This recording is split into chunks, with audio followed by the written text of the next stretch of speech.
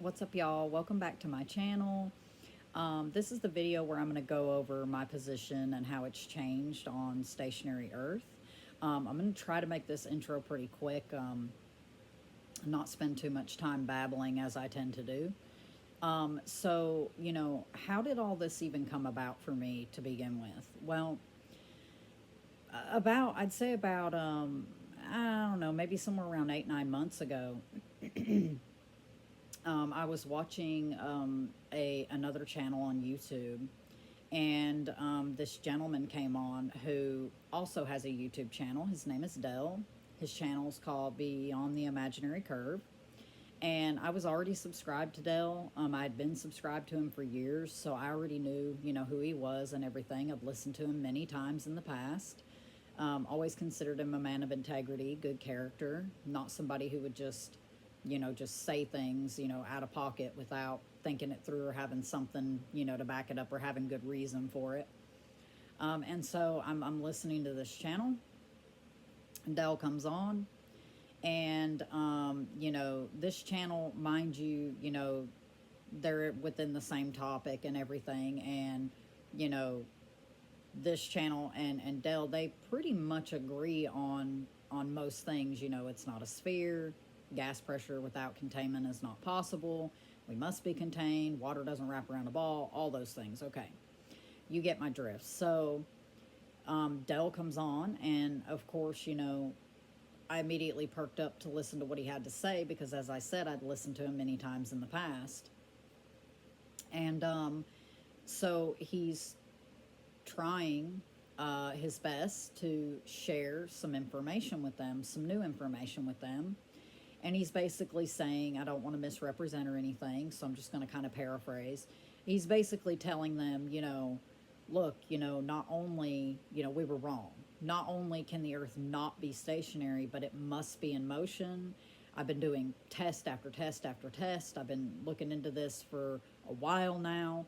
And he's basically saying, you don't have to rely on my word. Go look at the demonstrations. You can do them for yourself. Repeat those, and you're going to come to the same conclusion, basically, or see what conclusion you come up with. He wasn't expecting them to just accept it without question, but, he didn't get a very intellectually honest response. It was very... it was more of it felt more like, you know, you know, I want to be right. I know everything. I have all this information, like who are you? Who do you think you are? And, that kind of attitude.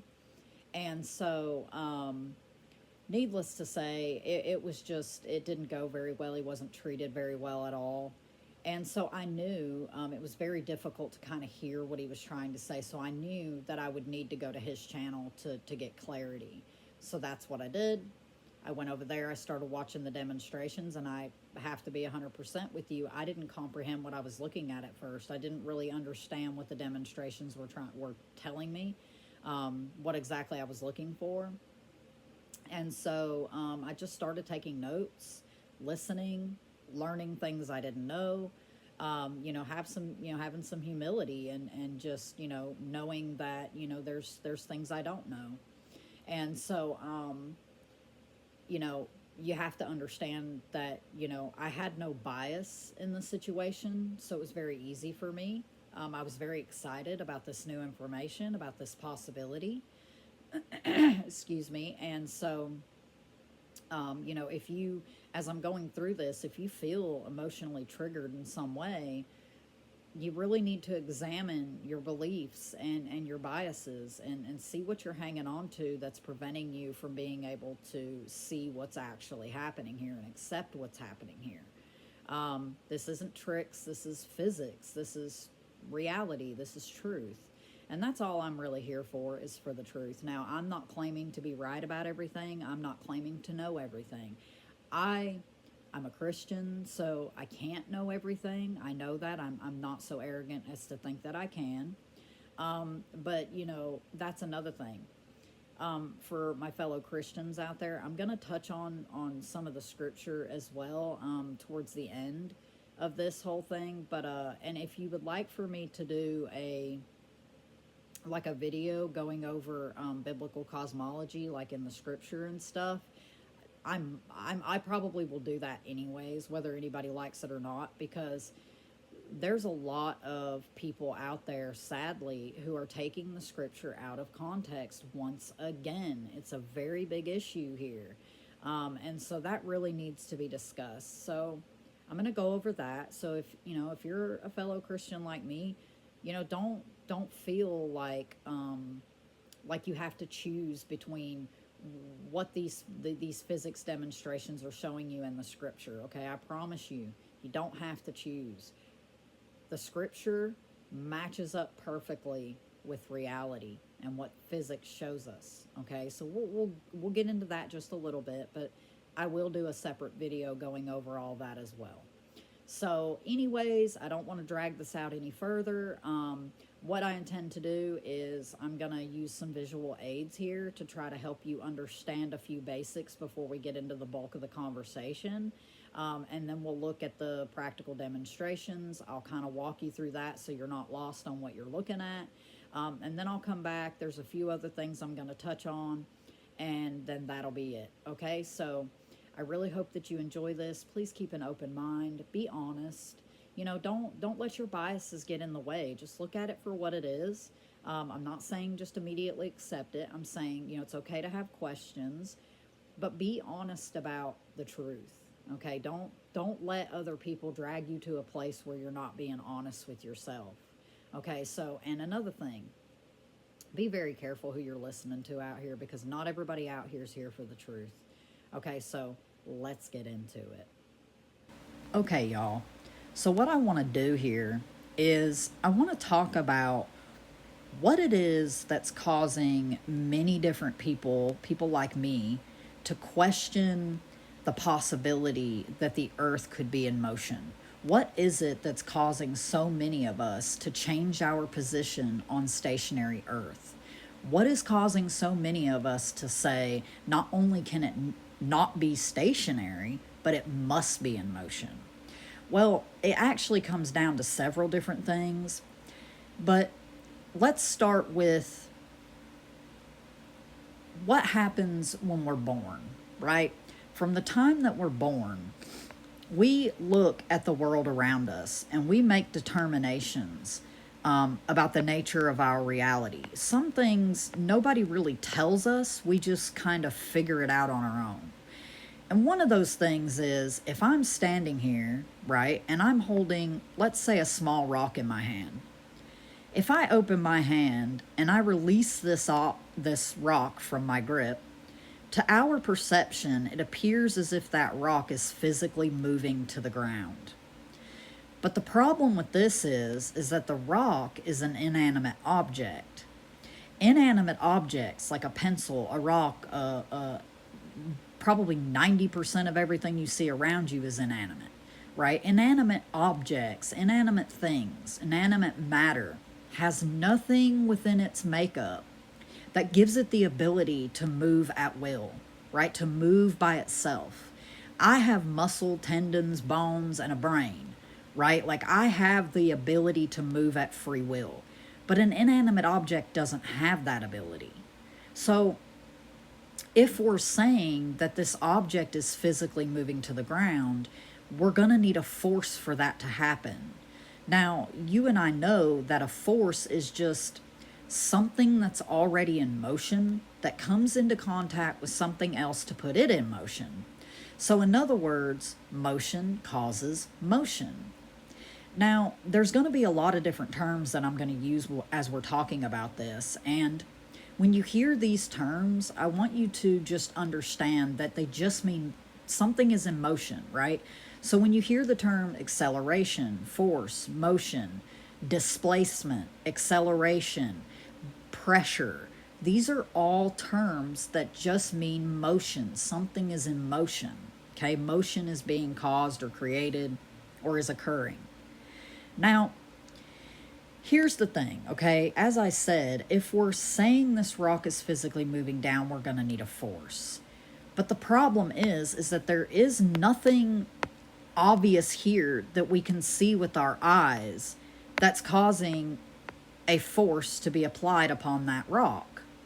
Now, within heliocentrism, not only do they claim that the object is physically moving to the ground, but they also claim that it's accelerating to the ground. And they also claim that there is some type of magical, invisible thing, force thing that we cannot see here that is causing this rock to move to the ground, right? Whether it be an actual force or, some fourth dimensional gravity well that opens up in the sky and things fall through it, some gibberish like that. The point is that regardless, they claim that there is something that is forcing that object, causing that object to accelerate to the ground.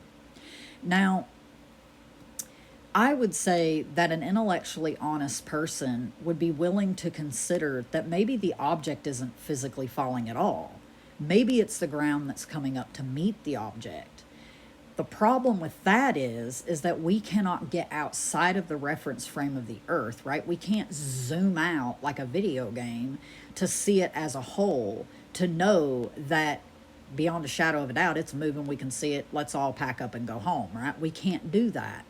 So the only option that we're left with is to try to find a way to prove that there is actually some mystical, magical force we cannot see that's acting upon the rock, forcing it to the ground. How do we do that? Well, before we get into that, what we need to do is we need to talk about something else, because I feel like people think that we're just walking around in free space, and that's just simply not true, right? So you always need to consider that there's a medium around us all the time. So, for example, we've got the Earth down here, the ground, okay, that's a medium. We've got the medium of the air, which is all around us, okay, and then we have the medium of water, which would be like, like here, somewhere like that. You get my point.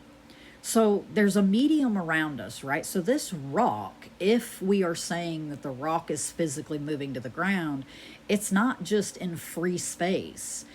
It is in a medium. It's in the medium of the air. So that rock falling or moving through the medium of the air is what we would call displacement. And remember, I said displacement is just things moving around. It's things that are moving around like within a medium, okay? But let me give you a little more in-depth explanation as to what displacement is for anybody who might not know, or maybe you need your memory refreshed from school. I know I was taught about it in school. So let's say that I have this body of water, right? Like a pool, a lake, a pond, a bathtub. It doesn't really matter. I have this body of water. And inside this body of water, I take a basketball and I press it. Remember, pressing means motion. Now, I press this basketball into this water. Okay, the space that the basketball is now occupying, which would be right here, this space here, okay, the water would normally be in that spot, okay, but since the basketball is now there, the water and the basketball cannot occupy the same space at the same time. No two things can occupy the same space at the same time. It's sort of like if you were to try to come and stand in the exact spot I'm standing in, you're either going to shove me out of the way, you're going to displace me, or I'm not going to move, or I'm just going to move out of the way for you. One of those things is going to happen. But the point is you can't be in the same spot I'm in without me moving out of the way first. So what's going to happen to the water? Well, the water is going to be forced out of the way in every direction. It's going to be displaced like this, and then the surface of the water right here is going to increase a slight bit.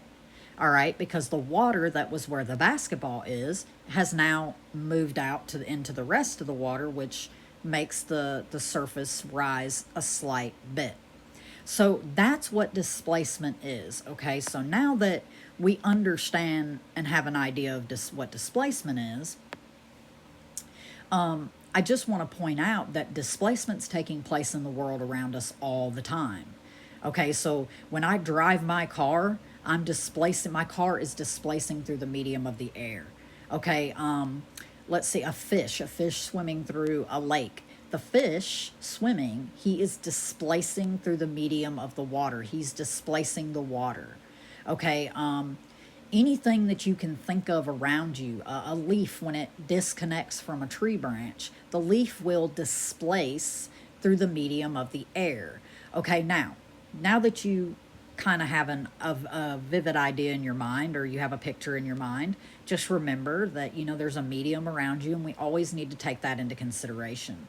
So let's go back to this rock again. So as I said, if we are claiming that this rock is physically moving to the ground or accelerating to the ground, that means that the rock would be displacing through the medium of the air. Okay, now let's talk about displacement and what causes displacement. Well, you should already have that figured out by now. Displacement is caused by motion. Displacement is caused by an acceleration or a force or motion being applied. So let me give you an example of what I'm talking about here. So let's say that I have a table here, okay? Let's do this. I have a table like this, and on this table I have this bottle, and it's laying on its side, and inside this bottle is liquid and gas. We'll say water and air. Okay, it's got some water in it, so just by looking at the way this bottle's laying, that the water is going to be oriented down here like this, and then the air is going to be like this.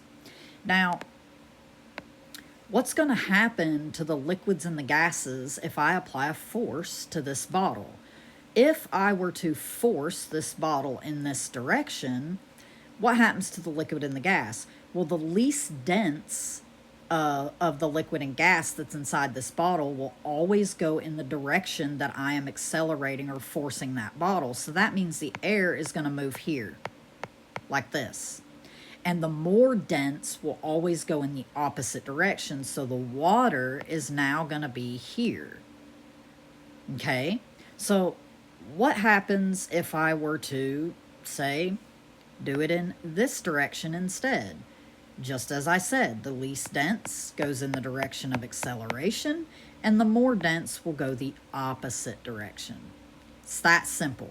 Now, do you think, let me ask you this, do you think that you could apply a force, you could force this bottle forwards, backwards, and not displace the stuff inside of it? I don't think you can. You cannot, it's just not going to happen. When you apply the force, the acceleration, the stuff inside of it will displace. Now, let's go back to this rock for a second. Because if there is a force that's being applied down on this rock, as I said, that means that the rock is physically moving to the ground, which means that the rock is displacing through the air. But again, we can't just rely solely on what we're looking at here. Because again, there is no obvious force that we can see to say, yep, there's that applied to it, so that we know it's actually displacing through the air. The point is that because it only appears to us that it's moving, we can't just rely on our optical interpretation. Remember that things in reality are not always as they appear. Let me give you a couple of examples. Railroad tracks. You and I both know railroad tracks are parallel. But if we stand there and look down the tracks into the distance, they look like they come together like this. They look like they converge at a point. But you and I both know that they're not converging. They're parallel. We know that. It's just a fact. Another thing is, This is kind of a real life example here that drives me nuts. This has happened to me so many times. It sucks when it happens.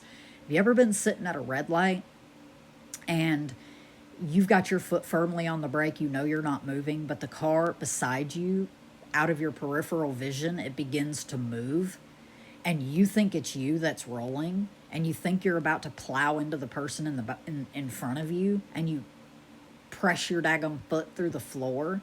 Yeah, you about have a damn heart attack. That's what I'm talking about. Things are not always as they appear. I'll give you another little example here. As a kid, you're on a roundabout. You've got a little tree here. Okay, and this tree, is firmly planted in the ground. It's rooted in the ground. It ain't going anywhere. As you're spinning on this merry-go-round, it appears as if that tree is coming towards you and moving away from you, coming towards you, moving away from you. You and I both know that damn tree isn't gone walkabout. Okay, so it's not the tree that's moving, it's you. But it appears as if that tree's moving around. It isn't, and you know it isn't. So the point is that things are not always as they appear. I could give you 1,000 more examples, but I'm just going to leave it there on that. You get my point, right? We can't always trust what we see with our eyes. So when we go back to this this bottle here, right, and we're talking about displacement. Again, as I said, if an acceleration or a force is being applied, then the stuff within this bottle would displace. Anytime it's going to displace. So what we need to do is we need to do some demonstrations, right? We need to do some tests on gases, liquids, and solids. And test displacement and how that works. So, in other words, if we were to take a bottle, okay, in the real world, okay, we take a bottle or some type of container like this, and in this bottle, okay, like that, in this bottle we have the liquid. Okay, we're holding it upright, so you know where the daggum air and the liquid's gonna be. You see where it's oriented itself because we're holding it upright. There may be even like another little object or something inside of here if you want. But if I were to let this bottle go into free fall, remember the claim is that there is a force acting upon this bottle. If there is a downward force acting upon this bottle, you already know, because of what we just went over, what should happen to the stuff inside that bottle. If the force is acting upon it, then the liquid should displace here, because that's the opposite direction that they're claiming it's being accelerated. And the air should come down here because it's going in the direction they're claiming it's being accelerated. And then the other little object there will move relative to the density of the water and the air. It just depends on the density of the object that you have inside of it. Depends on where it's going to go. But the point is that everything inside of it, if an acceleration or a force downward is being applied to this bottle, then the stuff should displace. If it doesn't, then there is no force being applied to it, and it's just that. Sorry about that, y'all. For some reason, my video got cut off a little short. I was saying it really is that simple. That if we drop this bottle into free fall, remember the rock, the whole point here is that we're trying to recreate this. And now that we understand what happens to gases, liquids, and solids under the conditions of acceleration, they will displace. Now we can see if there is actually a force that's acting upon anything in quote unquote free fall. Now, as I was saying, when you're witnessing these demonstrations, you know what to look for. Now, as we go into it and go through the demonstrations, I'm going to kind of try to help you understand what you're looking at. Some of you may get it right off the bat. For me, when I first came into this, I didn't have any of this information I just shared with you. So I didn't comprehend what I was witnessing. I knew what I was looking at, obviously, but I didn't understand the significance of what I was looking at. I didn't understand what the demonstrations were telling me. So, anyways, as we watch these demonstrations, I'm going to, go over these things with you and try to point some things out to help you grasp what's going on and what you're looking at. So, I'm excited. Let's get into the demonstrations. I can't wait to share them with you. Here we go. So, this is the first demonstration that I wanted to share with y'all. And the reason why I'm starting with this is because this is a simple demonstration of the bottle on the table that I was explaining to you before. It shows you in real life how when you accelerate that bottle, the less dense of the liquid and the gas, which in this case would be the air, will always go in the direction that you accelerate it. And then the more dense, which is the water, will always go in the opposite direction. But the point is that it accelerates under conditions of acceleration or a force. Now, this video was made by William. His channel is LevelHeadedWilliam. You can see it there on the screen. So let's take a look at it. I thought this would be a good one to kind of show you what I'm talking about here. So let's A take a look. simple accelerometer is a container with air and water, because solids, liquids, and gas will always displace under conditions of acceleration or when there is a force present. The water will always appear to move towards the back of the container and push the air towards the front. In other words, the air will always get pushed in the direction of acceleration 100% of the time.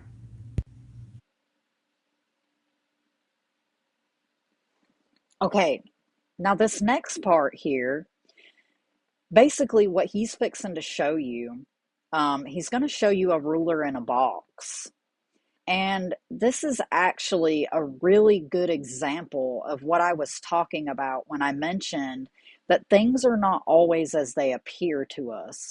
So just because it looks to us as if that rock is physically moving to the ground doesn't necessarily mean that it is. And remember, I gave you some examples of what I meant by things are not always as they appear. Now, the thing is that what William's going to go on to explain to you is that, I mentioned before how we cannot get outside of the reference frame. In other words, we can't zoom out of the earth to see it as a whole, to tell if it's moving. So the thing is that since we cannot do that, you and I are standing on the earth, which means that we are attached to the earth, which means that if the earth is in motion, unless we have other ways of making the determination, we're not going to be able to tell whether or not it's objects that are physically moving or whether it's us that's moving. But as you're about to see, William is going to show you how a simple accelerometer, in other words, like a bottle with water and air in it, you can use that to tell whether or not you are moving or what is moving for that matter. Because remember, whatever is in motion, if you attach that accelerometer to it, the bottle with the water and the gas in it, if that thing it's attached to is in motion, you'll be able to tell by the displacement of the gas and liquid inside that bottle. So let's take a look at what William has to say next. It's a pretty good example of what I was talking about. So When we're let's watch it. observing objects appear to move in a particular direction, vision alone is not a physical measurement of acceleration. For example, when I have a ruler going through a box, whether I move the box or whether I move the ruler is always going to appear to move because the camera is connected to the box. Unless we can observe it from the outside, the ruler will always appear to move. However, if I was to attach a simple accelerometer to the ruler, then we will know if it's the ruler moving or the reference frame without having to observe it from the outside. Which ruler would you bet is the one accelerating? 1 or 2? Now, I paused it at a really good spot right here. It's kind of hard to tell if you don't slow it down because it kind of moves quick. They're both moving at the same time as well. Or, well, excuse me, they're not both moving. But the point is it's kind of hard to tell which one's which because the way he's got it stacked here, it's kind of hard to tell which is which, right? Like which one's actually moving, which one isn't, because you're trying to look at them both at the same time. But if you'll notice here where I've got it paused, number one, the liquid and the gas they stay in their orientation, right? They're not like flying all about in the bottle. But in number two, look at the water and the gas there. They are displacing. That's how you know that it's the ruler that's moving in number two and it's the box that's moving in number one, not the ruler. That's what he's talking about when we're talking about attaching the accelerometer. That's what an accelerometer does. It detects acceleration by using the displacement in that bottle. You can witness the displacement in the bottle and you know. Very simple. Now, one thing I wanted to do real quick is I wanted to rewind this a little bit, and I wanted to go back right before William does this box little demonstration here, because I want you to look at this bottle here. Let's get it there. Right there it is. Okay, I'm going to go all the way back. You see this bottle? William's holding that bottle, but he's about to drop it in free fall. Now remember, when I did the little visual aid, I was telling you that if there is a force that's acting upon that bottle that we can't see, the stuff inside of it should displace. The water should go to the top and the air should go to the bottom. Remember, and I'm going to keep repeating it. I know you're going to get sick of it, but you've got to get it in your mind. The least dense always goes in the direction of your acceleration, and the more dense always goes in the opposite direction. So that means if there is a downward acceleration that we cannot see as is claimed, then that means that the displacement should take place within the water and the gas inside that bottle. And it means that the air should be down at the bottom and the water will be at the top. Well, let's see if that's what happens Observing when he objects lets go of the appear to move bottle. in a particular direction. Look at Vision that. alone No displacement on the gas and the liquid in that bottle in free is the fall. air. Right there, you know that there is no acceleration acting upon that bottle.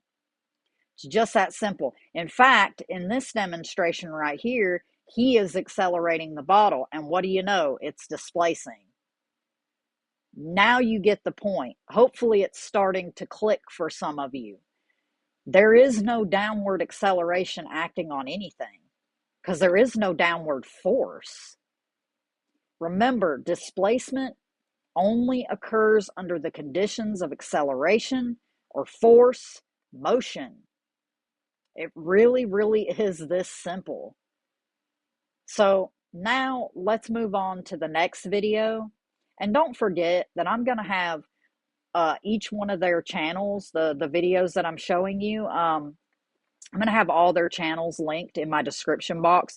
Please go subscribe. These are good, honest people out here taking their time, using their money, to put these demonstrations together and film these things for people so that they'll know the truth. So please go subscribe. Now let's take a look at the next demonstration.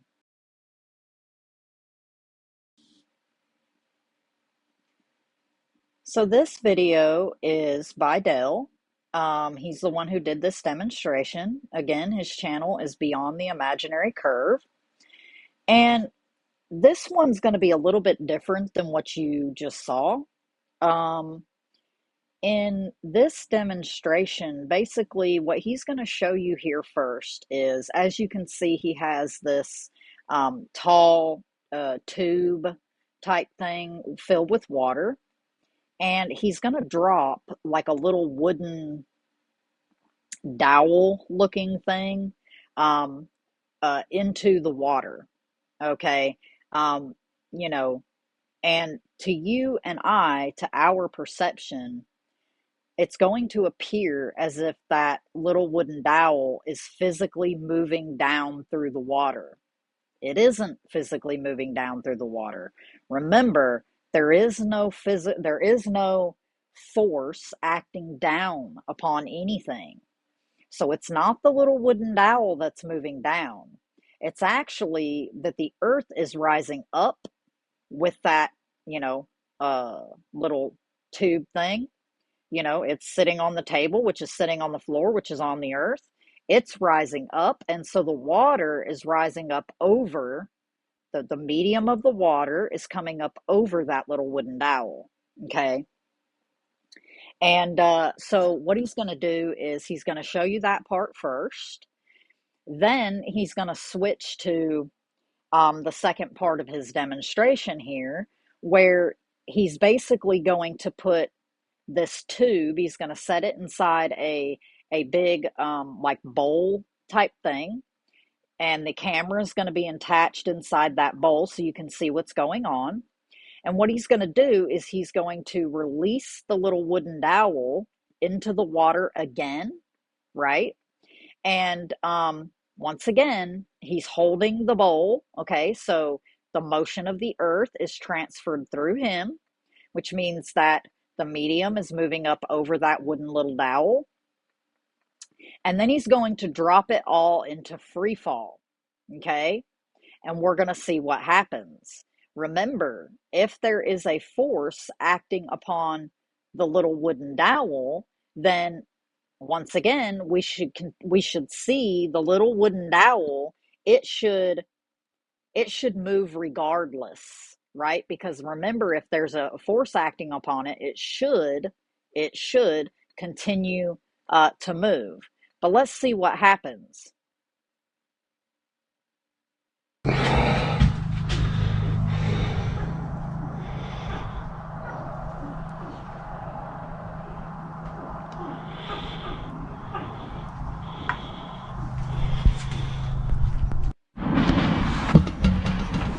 Right.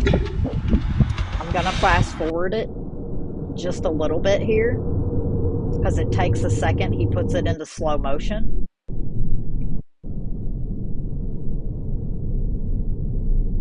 Right about here. He's holding it here. Now watch. He's still holding it. Still holding it. Now watch what happens. He's about to let it. Boom. The wooden dowel freezes in place until that bowl is caught again by Dell's friend Marty. And once Marty is holding onto that bowl again, you notice that the wooden dowel inside, what happens? The appearance of it moving down begins again. Okay, and I know this can be a little bit confusing, right? I totally get it. It can be a little bit confusing. So basically what's happening is that once it's in free fall, all right, you've got to understand that there is no downward force acting upon it. Okay, it's the upward force that's acting upon it. So when it's put into free fall, there is no force at all acting upon it. We know there's no downward force, but when it's in free fall, the upward force of the earth cannot act upon it anymore. It's not acting on it anymore, and so that's the reason why it freezes in place where it is. But once he's touching it again, the motion of the earth, the upward rising, it continues its motion transfer up through the water, and now once again the medium is rising up over it again. That's what you're witnessing here. Okay, as hard as it is to wrap your mind around it, it's not physically moving down. Okay, the only way that it could be moving down is if there's a force acting upon it.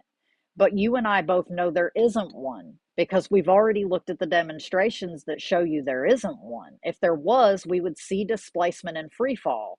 This right here proves it as well.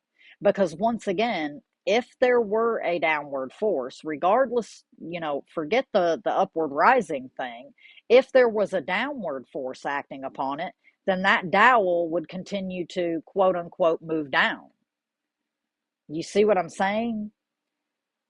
So I hope that makes a little bit of sense to you, but I thought this would be a good one to share because it shows you how even if something is displacing, the moment that you put it into free fall and the force is no longer acting upon it, the density and buoyancy effect vanishes. So there's no buoyancy and there's no density anymore. The reason why we have the buoyancy and density effect is due to the motion of the Earth. That's why we have it in the first place. So let's play this a little bit further. No, actually, I'm sorry, I forgot. That's actually where it ends. He doesn't do the little test again. But I thought this was interesting. I thought I would share it with you, showing that the effects of buoyancy and density are gone in free fall. So proving that there is no downward force. So and also proving that relative density disequilibrium, which is something that I haven't really touched on. I will in maybe a future video, or I might after we look at the demonstrations, I might talk a little bit about some of the explanations that other people have out there, which are just ludicrous, make no sense. They do not whatsoever comply with physics and reality. So, anyways, so let's get ready to take a look at the next demonstration that I have lined up for you.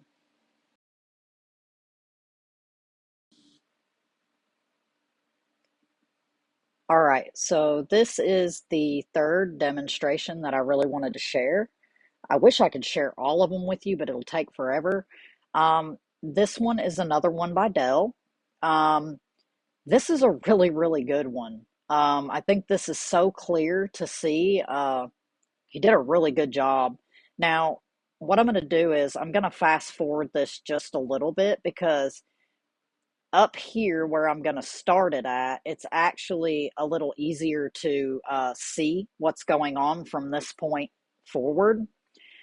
So basically what's going on in this demonstration here is Dell has a bottle, kind of like I described before, right? You have a bottle, you have water in it, you have air in it, and you also have some little objects, that he puts inside the bottle, like a little fishing lure. The little buoyant fishing lures that like float on the water, like little styrofoam type things. I think there's one of those in there, and then there's like maybe like a little lead weight type thing you use for fishing and stuff. So he's got some stuff in there, and basically what he's going to do is he's going to take this bottle, he's going to drop it into free fall. But before he does, what he's going to do is he's going to take the bottle and he's going to flip it up and down a couple of times. So flip it upside down and then back upright, upside down and then back upright, so that the stuff inside of it moves around, it displaces. And then what he'll do is he'll flick it back upright one more time. And while that stuff inside of it is still in it's displacing, so it's moving around inside the bottle, he lets it go into free fall while it's moving so that you can see what happens when it's dropped into free fall. Don't forget, once again, the claim is that there's a downward force acting upon this bottle, which means that the stuff inside of it should displace regardless. If the bottle and the stuff inside of it is physically moving to the ground, then everything within it should continue to displace in free fall. Because remember, this is some mystical, magical thing that we just can't see, but it is there apparently. So let's take a look at this demonstration. Did you see it's that float getting stuck up there?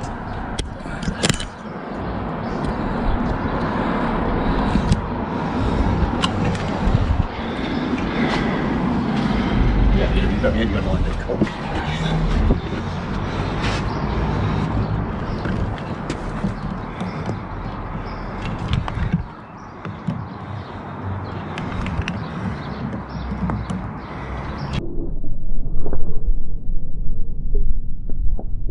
we go.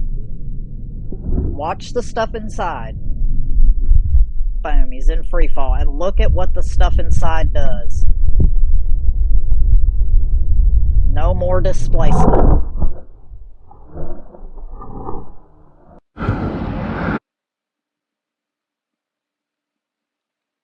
No more displacement. I don't really know how much more clear it can be. Obviously I've only shown you a couple of little things so far, but there's tons of demonstrations online that you can look at. But anyways, back to this demonstration.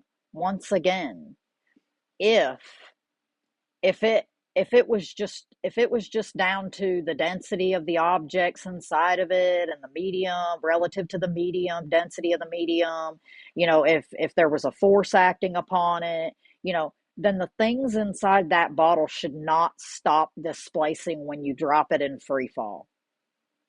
It really is that simple. It should continue to displace regardless. Now, this next one is really good. He's going to do it again, but this time you can see little air bubbles inside of it, and let's just watch what happens here. Take a look. All right.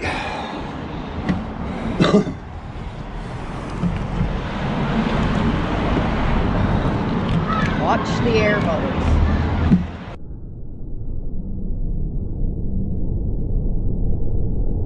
He's going to flip it upside down again, I think.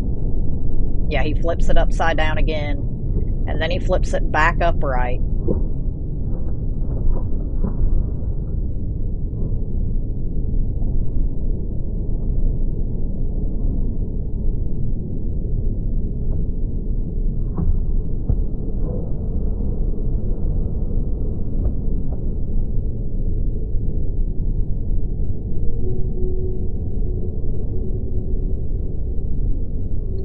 He's going to flip it back upright.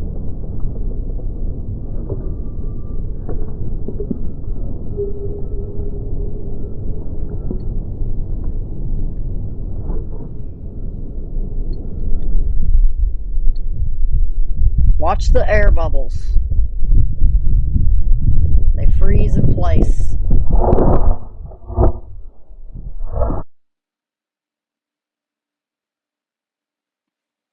And there you have it.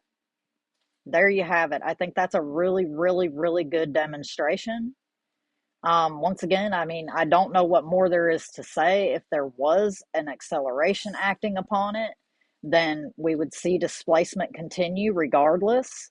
Now, you're probably, if you're paying attention, right, you probably noticed that when the bottle is flipped back upright and then he lets it go, you have to understand the little objects inside, right? When you're watching it, when he flips it up and then he lets it go, the objects inside continue to move a slight bit. And there's a reason for that, which I will get into once we get through with these looking at the demonstrations. I'm going to get into that. So, don't worry. I'm going to try to clarify some things as we move forward. But I've got one more little demonstration video that I wanted to share with you, and then we'll get into the other stuff that I wanted to cover. So let's take a look at the next one.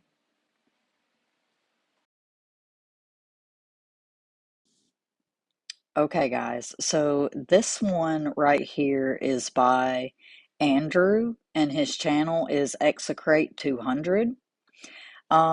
What he's going to show you in this first part is he's got a tube, another accelerometer that he made. You can make your own. And in the tube, he's got oil, he's got a ball bearing, and then there's the air bubble inside of it. And it's basically the same demonstration that we've been looking at, right? He's going to flip the tube, up and down, get the stuff inside of it to move around. And then let it go in free fall so that we can see what it does. Now, obviously, you probably already know what it's going to do. it's going to freeze in place. That's because, once again, there are no forces acting upon it in free fall. There's no invisible, magical, mystical force we can't see acting down upon it. And the actual true force of the earth rising up is no longer acting upon it either. So let's take a look.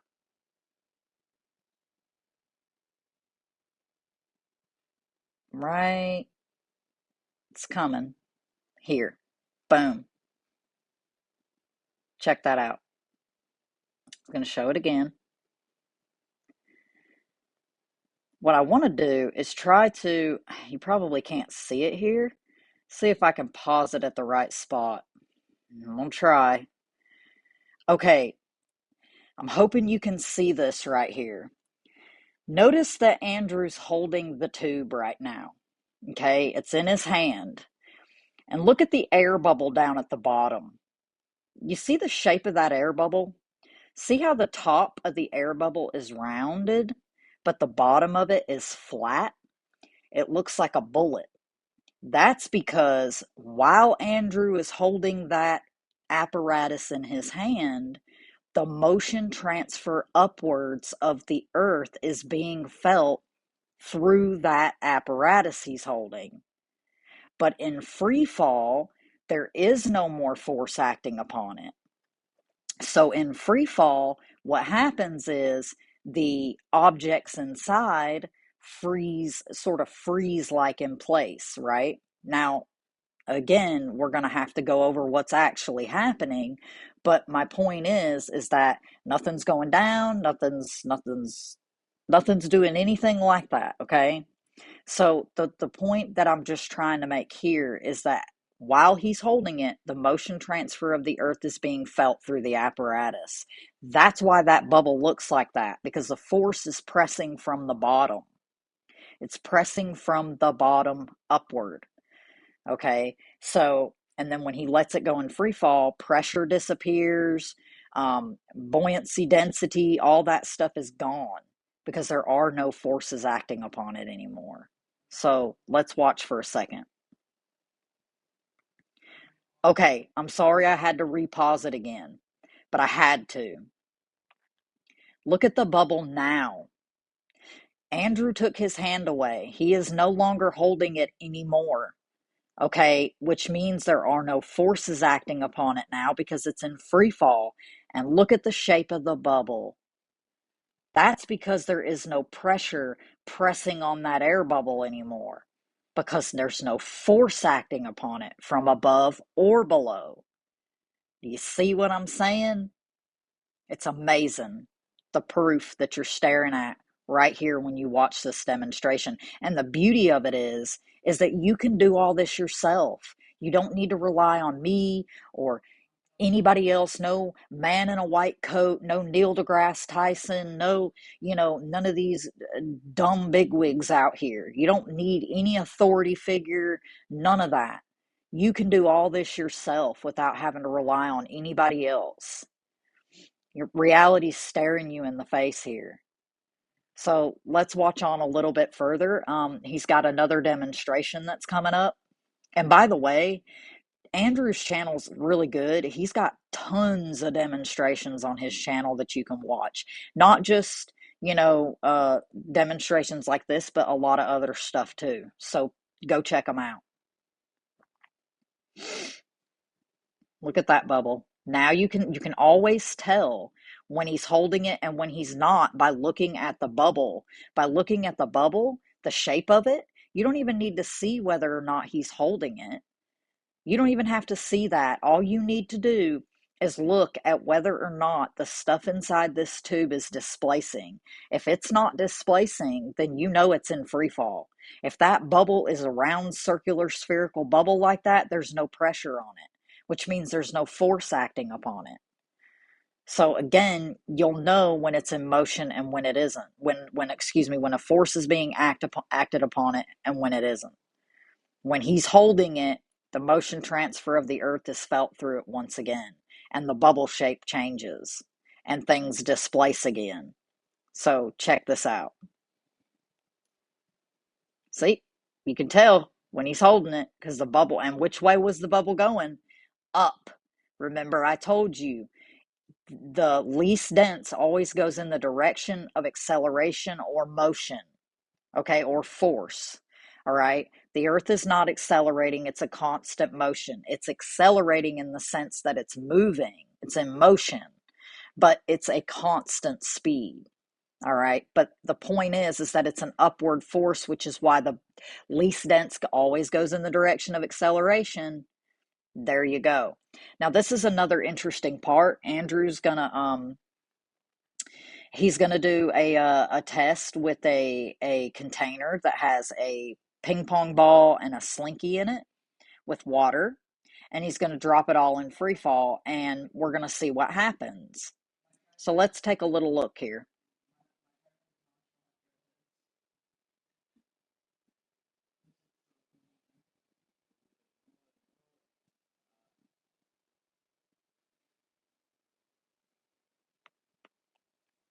Okay, let me just explain to you what's going on. All right, remember I talked about how the direction of the force. Now we're talking about reality here. All right, I'm going to explain to you what's going on. Reality is that the earth is the force. It's the upward force. It's not a downward force, it's an upward force, okay? And so the least dense, right, which in this case would be the air, is at the top. Okay, then you have the ping pong ball, which would be the next in density. The ping pong ball feels the buoyant force, which is created by the earth, right? And so the ping pong ball floats up at the top of the water. The water's at the bottom. And then, of course, the slinky's more dense. So naturally, it's going to be towards the bottom as well. But in this case, the reason why it's stretched out is because the ping pong ball is glued to the slinky. So the buoyant effect on that ping pong ball is causing the ping pong ball to stretch the slinky out since they're glued together. But what do you know? When Andrew releases that whole container into free fall and is no longer holding it anymore, the buoyancy and density effects vanish. That's the reason why the ping pong ball and the slinky shrivel up like they do. The ping pong ball is no longer buoyant, and the slinky, the reason it's going to contract is because the buoyant effect disappears from the ping pong ball, so it's not stretching it out anymore. And then the density effect, right, which would mean that the slinky would be towards the bottom, it disappears as well. So there's no buoyancy or density effects at all in free fall because the force is no longer being felt on this container. So when he's no longer holding it, right, it's not the container's not attached to him anymore. Therefore, the motion transfer of the earth can no longer be felt through it. And the reason why it can't is because the medium of the air that Andrew is sitting in is not dense enough for the motion transfer to be felt through it. You know, if he were doing this, say, I don't know, you would have to have like a really dense substance to sit in and do this before you would really see any difference. I don't know how it would be even in water. I haven't really thought it through. I would have to think that through to know exactly how that would play out. But things would be a little different because the water's much more dense than the air. So the motion transfer is able to be felt through it a little bit more than the air. So different things might happen there. But the point is that buoyancy and density effects vanish in free fall because the force of the earth is no longer acting upon it. Here's another little demonstration. Same thing. You can see when he lets it go, when he's holding it. Very, very, very interesting stuff here.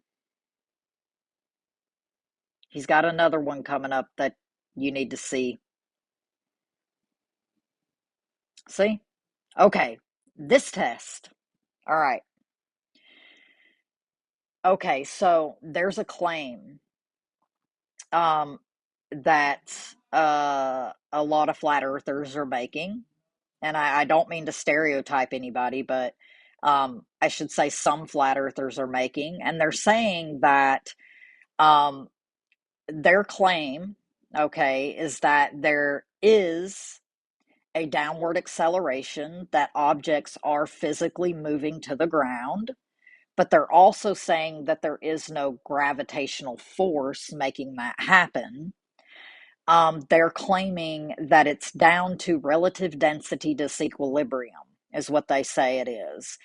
So their claim is that it's down to the density of the object relative to the density of the medium that the object is in.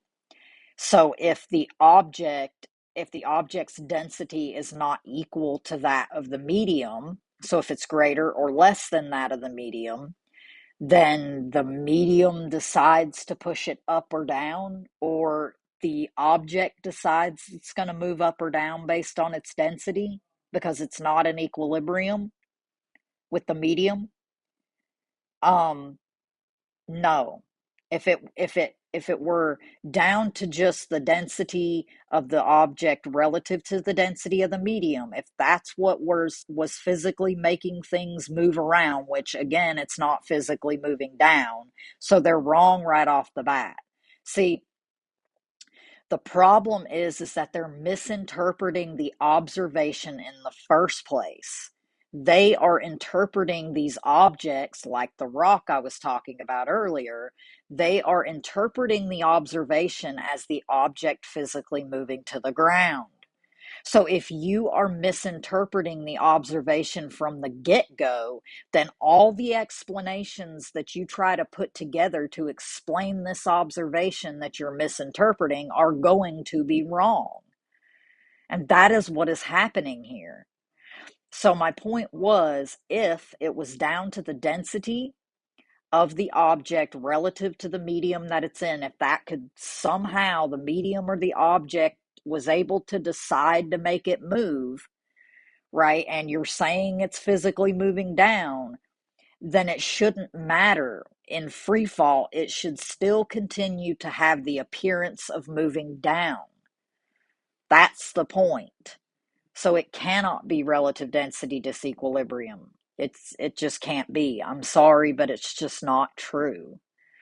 Now, here's another thing.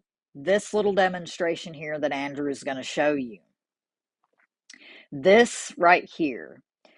Again, we have the ping pong ball glued to the slinky. Remember, I told you, okay, now we're talking about reality here. It's hard to switch back and forth without mixing things up. Now we're talking about what's happening in reality. In reality, the force is upward. The vector, the directional vector, the only directional vector we have is up. Nothing is going down. Nothing. Okay? The force is coming from the earth. It is rising in some way. All right? And it's upward. And what is happening is the force of the earth is giving this ping pong ball the buoyant effect because there is a compression on the water. The motion transfers felt through the water, which gives that ping pong ball the buoyant effect because it's less dense than the water that it's in. The ping pong ball being glued to the slinky causes the ping pong ball to stretch the slinky out. Now, here's the thing. Andrew is going to physically force this container upward, okay? Now, I want you to imagine, okay, I don't know the actual speed of the Earth, right? I don't know. I just know it's a constant speed. Now, let's just say that that constant speed's 100 miles an hour because that's easy to get in your mind. All right, here's the deal. When he's holding it, it's moving with him attached to the earth at the constant speed, right, of 100 miles an hour, we'll just say. When he physically forces that container up himself, he is adding to the already established motion vector. So he's adding to the force that's already there. Okay? So what do you think's going to happen here to this ping pong ball and slinky? The ping pong ball, the buoyant effect that's already there from the motion of the earth that's present, is going to increase because you're adding to the already established motion vector. So the ping pong ball is going to stretch the slinky up even further when he forces it upwards. Let's take a look.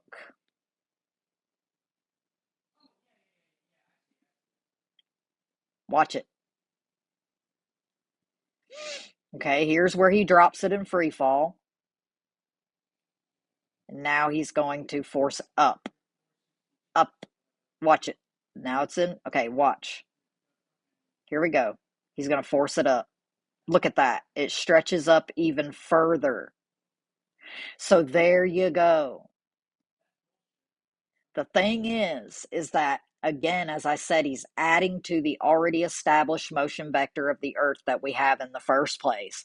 That's why it stretches up like it does. He's increasing the buoyant effect. So anyways, my whole thing is that Andrew has a ton of great demonstrations on his channel. Please go check them out. I wish that I could share even more demonstrations with you, but as I said, it would take me forever. It's already taken me quite a while just to edit these. This is the second time I'm having to record this one because for some reason in my editor, the audio was not there. It was there in the actual clip, but whenever I would try to edit it in my editor program, the audio was not there. I did everything I could and it just would never come up. So anyways, I'm having to re-record it. But the next thing is that I'm going to do is I'm going to come back now that you've seen the demonstrations. I'm going to flip back over to my little whiteboard thingy and we're going to cover what the heck is really going on here. What's actually happening, right? If the rock isn't physically falling, what is actually taking place? And I'm just going to kind of explain some things to you to get a better idea in your mind of what's going on. So let's get into it.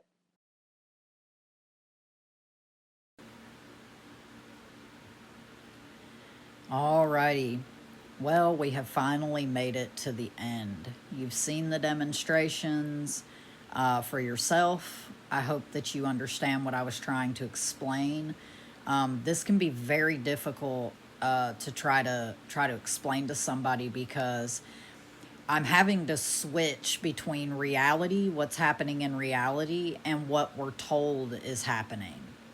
And so not only that, but the language that, I've used since I was, 3-4 years old, terms like drop, falling, it fell, and it can be very difficult to curb the language. So anyways, I hope that the demonstrations were clear. I hope that everybody's able to comprehend what we're talking about here.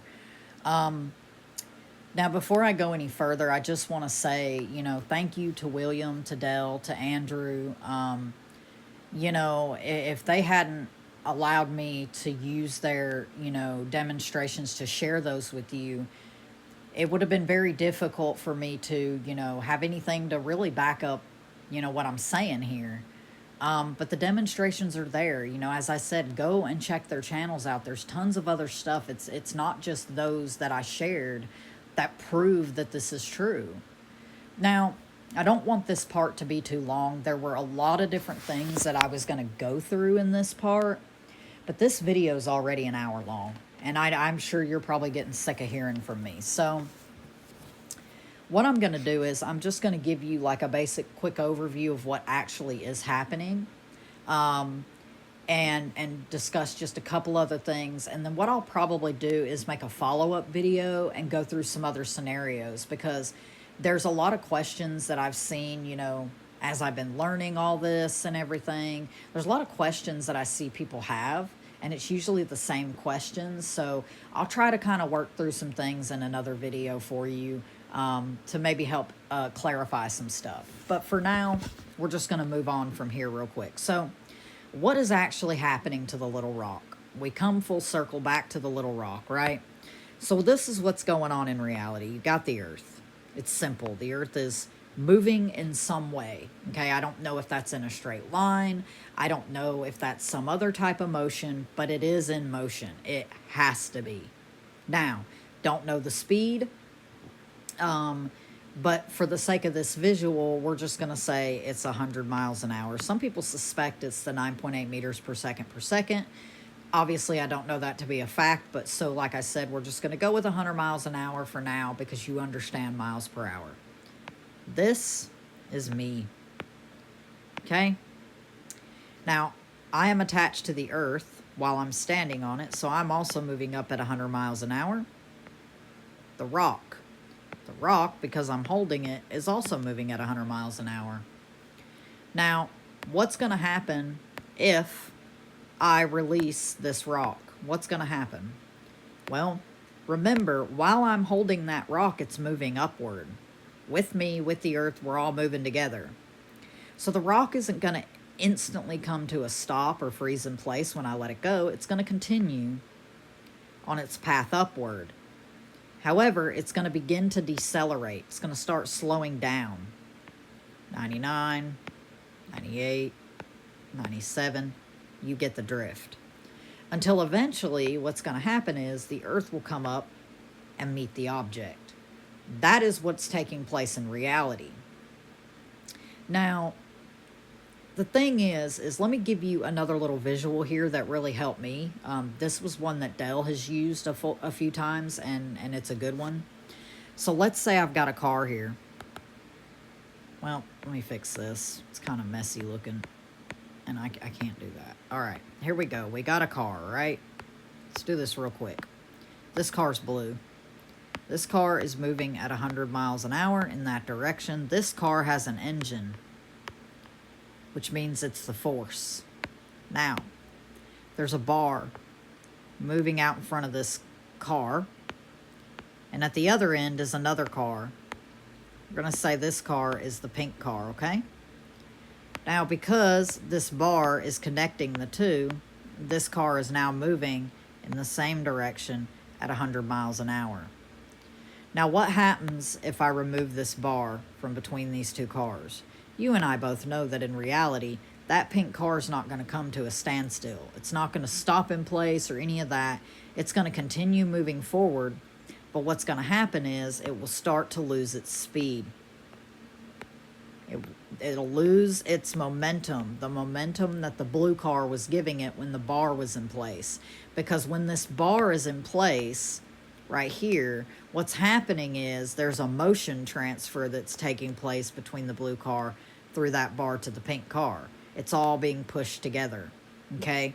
So it's the same scenario as what's happening in my little Earth demonstration down here.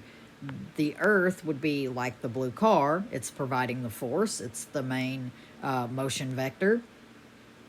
My little stick figure here, would be like the bar that's in between the two, and then the object is basically like the pink car, okay?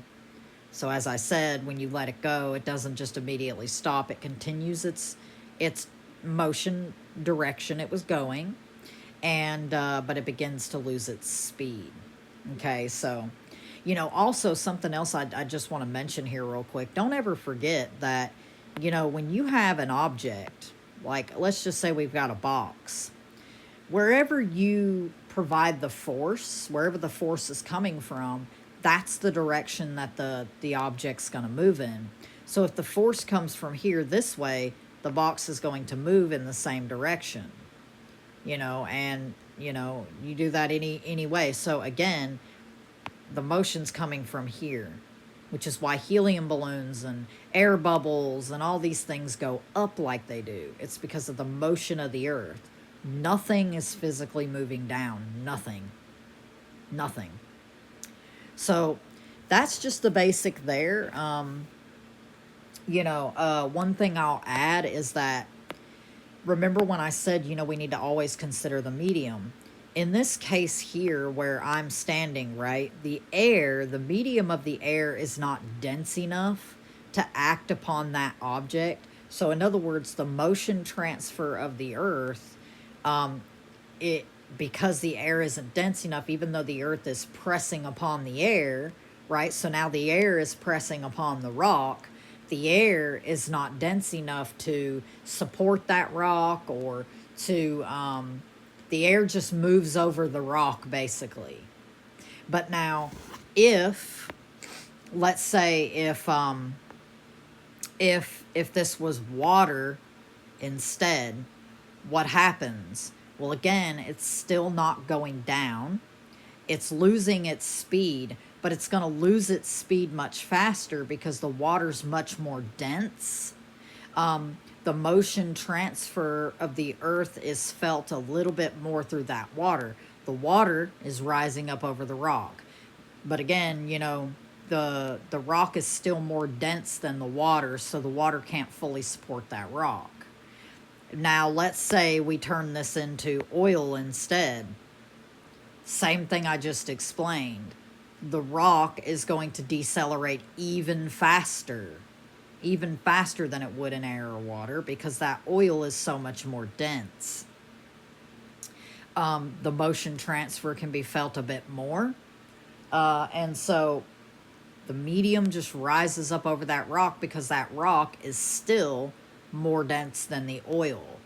So again, you know, that's just kind of an explanation of what's going on there. The medium is rising up over the object until eventually the earth comes into contact with it here, and now the earth supports the rock. So once the rock is like down here on the ground, we would call that at rest. That doesn't mean it isn't moving. It just means it's at rest, meaning that the rock is now back at its constant speed with the earth. That is at rest. Okay, so that's about as far as I'm going to go into that. As I said, I'll make another video to try to go through some other stuff, maybe go over some questions and things like that. You know, one thing I wanted to say is, if this demonstration, if the demonstrations I've showed you is not enough for you, download an accelerometer app in your phone. They are free. You can get it in the App Store, the Play Store. Just look up an accelerometer app. And this is what it does, right? An accelerometer app detects acceleration. So if what's going to happen is, when you're standing there and you're holding the accelerometer in your hand, it's going to register 1G because the Earth's force is acting upon you. You are holding the phone, so the motion transfer is felt through that phone, because remember, you're rising up with the Earth, the phone is rising up with it, and the Earth itself is rising up. So it's all rising up together. That accelerometer is detecting that motion. However, if you'll stick a pillow, or hell, stand over your bed and screen record your phone, hold it up over your bed, and then release it into quote-unquote free fall, that accelerometer in free fall will register 0. Remember, the claim is that there is a downward force acting upon it. It's registering 0, which means that there's no force from here, up here, coming down, and the actual force here is no longer acting upon it. If there was, it should register in free fall. It should register some kind of acceleration in free fall, but there isn't one. So if the demonstrations aren't enough, get you the accelerometer app and you can check that out. Now, a couple other things I just want to say before I cut this off. This is something that really irritates me. When you come out here, there's a lot of things that people say, that you hear, you know, this, that, and the third. I gotta have a drink, hold on. And one of the first things that you hear when you're brand new is that there's this group called the Flat Earth Society, okay?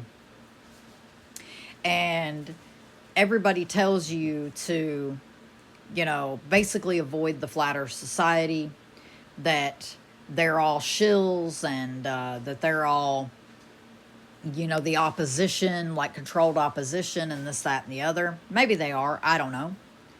But the point is that you hear that, well, the Flat Earth Society claim the Earth is rising, you know, and that's just ridiculous and blah blah blah. Well, the thing is that the people that are saying that are all stationary Earthers. They're the ones that are saying that, you know, if you suggest any kind of motion or anything like that, well, now you're a Flat Earth Society member. Again, it's coming from people claiming the Earth is stationary. And what pisses me off is that they don't even have the intellectual honesty and decency to do their due diligence to look into any of these things. So we're going to do it right here, right now, because I'm sick of hearing it. Tired of people running around saying this. So here we go. I've already got it pulled up. If you go right here to the FAQ section, right? Go to the FAQ section. If you'll scroll down here, where is it? Let me find it. Is the Earth accelerating upwards? Right there's the question. Very top. And we're going to click on it. Very top. Is the Earth accelerating upwards? No. This is popular theory among some small groups to explain gravity, but it is problematic at best. The Earth is stationary. So for those of you running about saying that, you know, oh, we're all Flat Earth Society members and, you know, da-da-da-da-da-da-da. Well, guess what? You yourself are the Flat Earth Society member, my friend, not us. Because you're claiming it's stationary and so are they. So who's the Flat Earth Society members now? Last thing I want to touch on. And the reason I'm even going into this is because a lot of my fellow Christians out there have been misled, sadly. Once again, people are taking scripture out of context, which is typical these days. There are people who are using scripture to basically confirm their own biases and their beliefs. They believe that the scripture says the earth is stationary. It does not. That is false. That is not what it says. Need to put these things in their proper context. And so that's what we're going to do real quick. 1 Chronicles 16. Fear before him all the earth. The world also shall be stable, that it be not moved. Okay. Fear before him all the earth. Okay, so whoever's speaking here is saying, fear before him. All of you in the earth, the whole earth, everything, everybody. The world also shall be stable, that it be not moved. It's not saying that the earth is not in motion. What it's saying is that however God created it, he made it stable so that you and I, no animal, no thing, we cannot change what he has created. We cannot move it from the path he set it on. We cannot change it from what he has made it to be. That's what it's saying. It's really that simple. There's another one, and it's Psalm, where is it? Let's see, it was Psalm, I had it wrote down. Psalm 93:1. Let's go to that real quick here. I'm so sick of people doing this to my fellow Christians, and they do it a lot. All right, here we go. Psalm 93:1. Very top here. The Lord reigneth, he is clothed with majesty. The Lord is clothed with strength, wherewith he hath girded himself. The world also is established, that it cannot be moved. Meaning, again, the world also is established. Meaning, the world is made how God made it. And that cannot be moved from what he made it to be. That's what it's saying. It's not saying that the earth is stationary. I mean, if you want to continue to believe that, you can. That's fine. Everybody's free to believe whatever they want to, okay? But I'm just trying to help you out here because so many people are running about saying this stuff and it's just not true. We need to put it in its proper context. Remember, rightly divide the truth. Have discernment. I mean, that's scripture right there. Don't be a fool. Don't let people run you off down some ludicrous path. Okay, 96:10. Here we go. Let me scroll up so you can kind of see it. Say among the heathen that the Lord reigneth. The world also shall be established, that it shall not be moved. He shall judge the people righteously. Now, once again, as I've said a million times, you really need to read what's being spoke about before and what's being spoke about after. Now, I'm not going to do that in this case. I don't need to, because I know for a fact that it's not saying it isn't moving. It's not saying any of that. It's just saying that God made all this how he made it, and you and I can't change that. It's just that simple. There is no explicit, line in the Bible that says it's stationary, but there's also nothing, there's no specific scripture in here that says that it's in motion either. However, the physics of our reality tells us that it must be. So that's pretty much all I'm going to share with you for now, because this is rocking on far too long already. Be patient with me. I'm going to try to get out that next video just to kind of follow up from here. And also for those of you who are really anticipating, another video about the little season, just be patient for that. I'm working on, studying and looking into some more things and putting some stuff together for you to make a follow-up video for that one as well. So yeah, that's pretty much it. And hopefully I'll have another video up for you soon. So I'll talk to you guys later. Bye.